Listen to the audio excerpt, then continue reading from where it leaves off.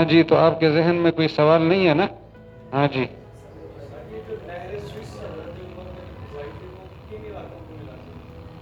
نہر سوئس جو ہے نا وہ تو وہی مصر اور اس کے درمیان میں ہے.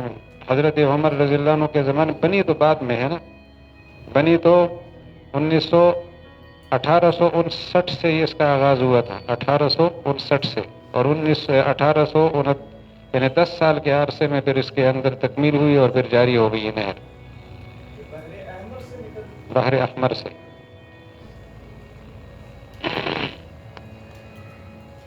سمندروں کا تعارف بحر احمر، فرعون کے غرق ہونے کی جگہ، یہ ساری تفصیلات آگے ہماری ذمہ داری اس میں درس میں شامل ہے.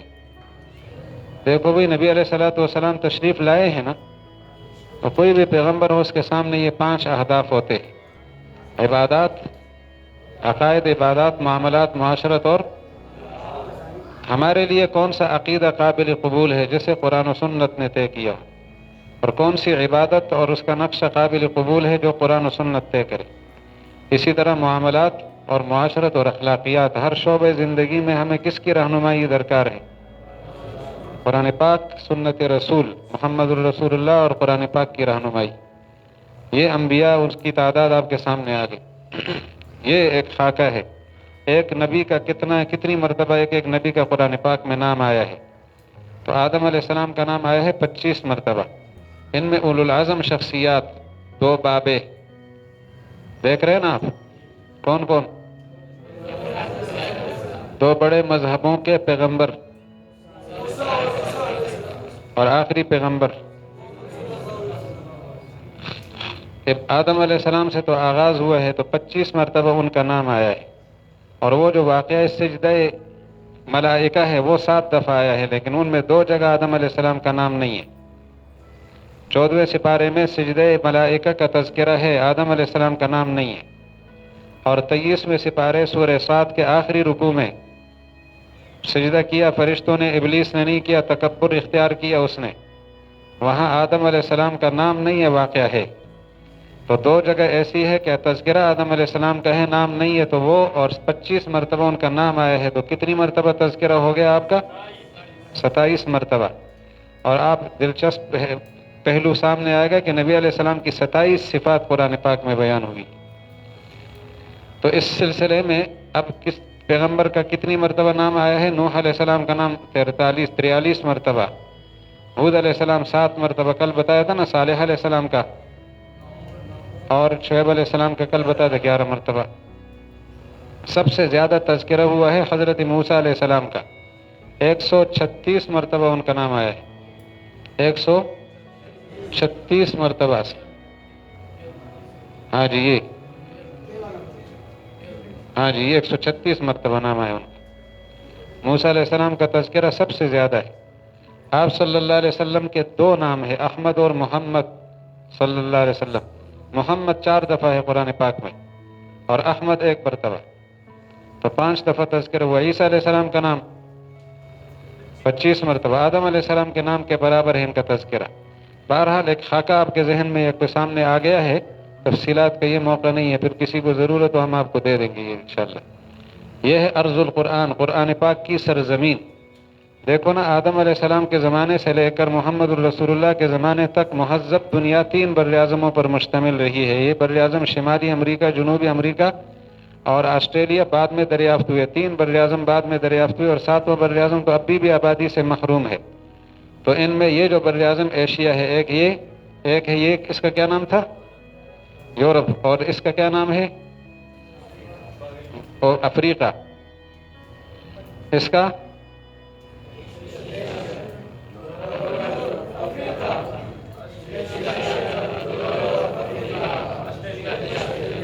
تو یہ 3 براعظم آباد تھے. قریب مہذب دنیا 3 براعظموں پر مشتمل تھی، اور ان کا جو سنگم اور سنٹر اور مرکز ہے قرآنی سرزمین، اس کو کہا جاتا ہے. وہی کہ انبیاء ہمارے سامنے اللہ تعالیٰ نے پیش کیے. اللہ تعالیٰ نے آسمانی کتابیں تقریباً یہی نازل فرمائی. یہ پوری زمین آپ دیکھ لیں، تمام آسمانی کتابیں کہاں نازل ہوئی؟ یہ دیکھ رہے ہیں نا، سرزمین عرب. ساری آسمانی کتابیں یہیں اتری. آپ کہیں گے کیوں؟ اس وقت کی آباد دنیا کا مرکز یہی ہے نا، کہ اسی جگہ سے ساری زمین کو روشنی پہنچے گی اور باقی دنیا کو روشنی چاہیے تو وہ بھی یہیں سے جائے گی. یہاں کے لوگ تیار ہوں گے، یہاں کے لوگ تیار ہو گئے تو اس علاقے کو روشن کریں گے، ادھر کو روشن کریں گے. پھر یہیں کے لوگ یہاں آ کر روشنی پھیلائیں گے تو وہیں کے لوگوں کے نمائندے یہاں اور یہاں جائیں گے. فہم تم؟ یہ اس وقت آپ کے سامنے 6 بر اعظم ہیں، آباد 6 بر اعظم. کون کون سے؟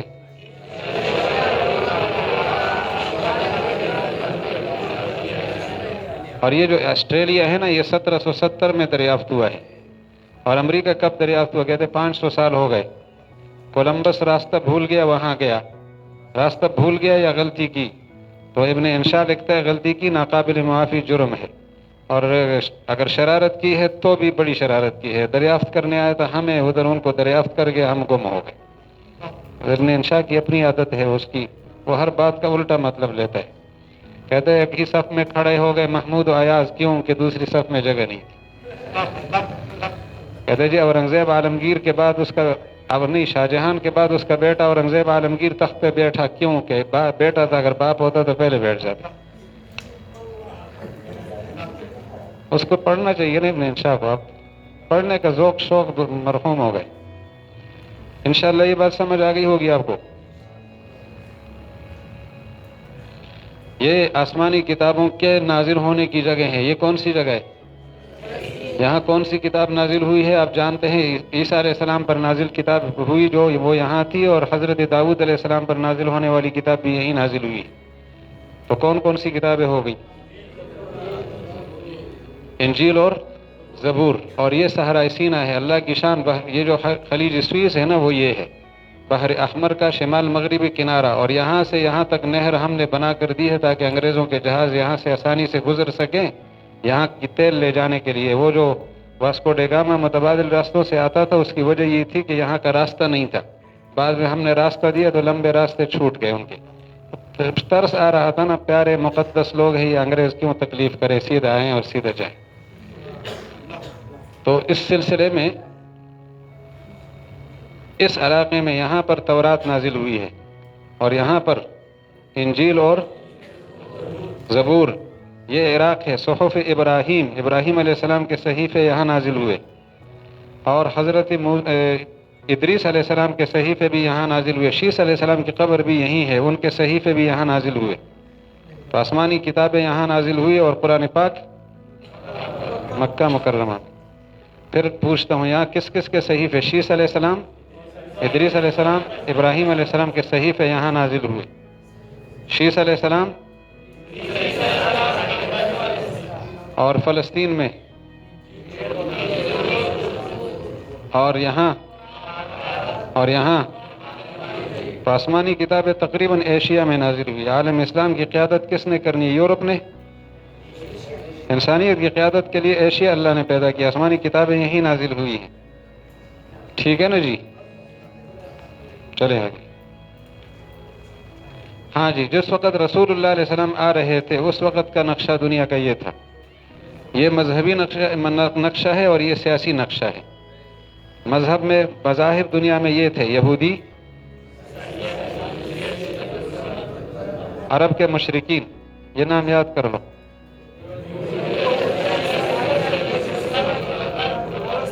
دیکھیں نا حضور علیہ السلام کے لیے کتنا بڑا چیلنج ہے کہ دنیا میں جتنے آسمانی مذاہب ہیں ان کا آسمان سے کوئی روحانی رشتہ رہا نہیں ہے. اور یہ حکومتیں ہیں. رومی حکومت، اس کو فارسی، روم و فارس کا نام سنا ہوگا آپ نے. یہ فارسی حکومت. ہندوستان کی حکومت جزیرہ عرب کی اور یورپ کی حکومت ہے. یہ 5 حکومتیں اور 6 مذاہب. پوری دنیا کا نقشہ تاریکی والا ہے. ایسے ماحول میں آپ صلی اللہ علیہ وسلم تشریف لائے. کہاں پیدا ہوئے؟ جزیرہ عرب میں. کیوں؟ 3 وجہ ہیں. عرب قوم کی خصوصیات ایک وجہ ہے. دوسری وجہ جغرافیائی مرکزیت اس جگہ کو حاصل ہے. اور تیسری وجہ کعبۃ اللہ کا وجود. کعبے کا وجود، جغرافیائی مرکزیت، عرب قوم کی خصوصیات. آپ مجھے سنا دیں.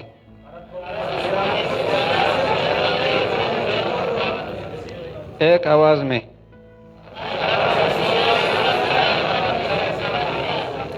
بہت سارے چہرے دیکھ رہا ہوں وہ بولنے سے قاصر ہیں.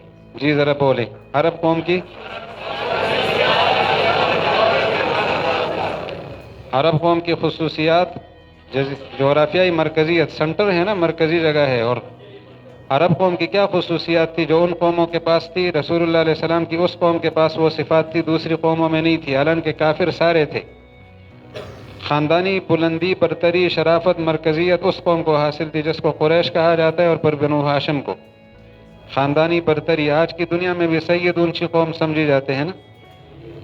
اور دوسری وجہ یہ تھی ذہین لوگ تھے، ان جیسی ذہین قوم دوسری نہیں تھی، ان جیسی سخی قوم دوسری نہیں تھی، ان جیسی بہادر قوم بھی دوسری نہیں تھی. سچائی کے ساتھ وابستہ جو قوم وہ تھی، اس طرح دوسری نہیں تھی. غیرت اور حمیت میں سب سے آگے تھے.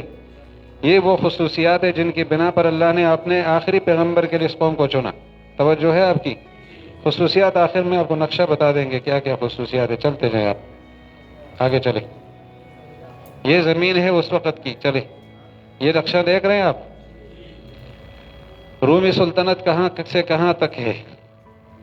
رومی سلطنت پورا بر اعظم افریقہ اور ایشیا کا کچھ حصہ بھی ان کے قبضے میں ہے. یورپ کی سلطنت، جزیرہ عرب، اور یہاں یہودی بھی ساتھ ساتھ ہیں. اور یہ مجوسی سلطنت ہے، اور ہندوستان میں ہندو مت اور بدھ مت. یہ سیاسی نقشہ بھی اور مذہبی نقشہ آپ کے سامنے آ گیا. ہندو، یہ ہندوستان کا مذہبی نقشہ ہے، اور ہندوستان کی حکومت سیاسی نقشہ بھی ہو گیا. مجوسی، یہاں پر مجوسی یہ مذہبی نقشہ ہو گیا، اور ایرانی حکومت. اور یورپ، یہاں جاہلیت تھی. اور رومی سلطنت اور عیسائی، یہودی، بت پرست، یہ مذہبی نقشہ ہو گیا جزیرہ عرب کا، اور جزیرہ عرب کی حکومتیں. اور یمن پر حضور علیہ السلام کے زمانے سے کچھ عرصہ پہلے ایرانیوں نے قبضہ کر لیا تھا. بازان نامی گورنر رسول اللہ علیہ السلام کے ذریعے سے پھر مسلمان ہو گیا تھا، اور یہ علاقہ مسلمانوں کے پاس آ گیا، یمن کا. جی چلتے، وقت کتنا بچ گیا؟ 8 منٹ میں انشاءاللہ نکال دیں گے. نبی علیہ السلام کی زندگی کا خلاصہ 2 حصے ہیں: بعثت سے پہلے، بعثت کے بعد. بعثت سے پہلے 4 باتیں یاد رکھنی ہے. ولادت سے متعلق 4 باتیں آپ نے یاد کرنی ہے. آپ سے پہلے کسی نے پیشگوئیاں کی ہوں وہ یاد رکھنی ہے کہ آپ کی آمد سے پہلے کوئی خوشخبری کسی نے دی ہوگی. اتنی بڑی ہستی آ رہی ہے، پہلے سے کوئی تذکرہ نہ ہو، ایسا تو نہیں ہو سکتا. تو ابراہیم علیہ السلام کی دعا، حضرت عیسیٰ علیہ السلام کی بشارت تو قرآن پاک سے ثابت ہے. پھر دوسری بات یہ کہ آپ کی قوم کا کیا نام ہے، آپ کے والد صاحب سے آپ کا سلسلہ نسب، والدہ محترمہ کی طرف سے سلسلہ نسب یاد ہو. یہ دوسری بات ہے، سلسلہ نسب. تیسری بات کس علاقے میں پیدا ہوئے، اور چوتھی بات کس قوم میں، یعنی کس زمانے میں پیدا ہوئے. ولادت سے متعلق کتنی باتیں ہیں؟ پہلی بات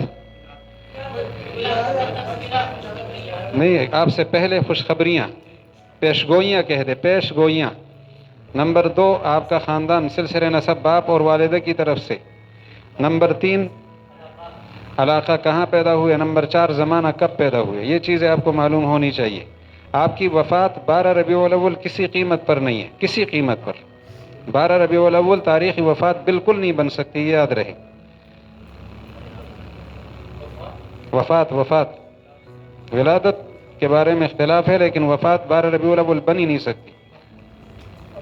ہاں جی، اگر آپ ناراض ہوتے ہیں پھر ہو جائے. 12 ربیع الاول محمد الرسول اللہ کی تاریخ وفات کسی قیمت پر نہیں بن سکتی، کسی قیمت پر. جی سارے پریشان ہو گئے تو میں کیا کروں. بچپن سے متعلق بھی 4 باتیں یاد کرنی ہوتی ہیں. کس نے دودھ پلایا اور آپ کو گود میں لیا، خزانت رضاعت. پھر آپ صلی اللہ علیہ وسلم نے جو حضرت حلیمہ سعدیہ کے ہاں وقت گزارا تھا، اور شق صدر کا واقعہ پیش آیا تھا. شق صدر 2 باتیں ہو گئی. مدینہ کا سفر، والدہ کی وفات. یہ 4 باتیں بچپن سے تعلق رکھتی ہیں. لڑکپن کی 4 باتیں: دادا نے کفالت شروع کی، دادا نے نہیں، دادا تو فوت ہو گیا نا 8 سال کی عمر میں. چچے نے کفالت شروع کی، پھر بکریاں چرائی. آپ صلی اللہ علیہ وسلم نے شام کا تجارتی سفر کیا، اور حرب فجار میں آپ نے شرکت فرمائی تھی. اسی طرح جوانی کی بنیادی باتوں میں سب سے پہلے حلف الفضول میں شرکت. ایک روایت کے مطابق 20 سال آپ کی عمر تھی، تو جوانی شروع ہو گئی 15 سال کے بعد. پھر شام کا تجارتی سفر کیا. تیسرے مرحلے میں شادی اور اولاد کا مسئلہ اور مرحلہ. اور چوتھی بات حجر اسود کو نصب کرنا، کعبۃ اللہ کی تعمیر میں شرکت. یہ جوانی.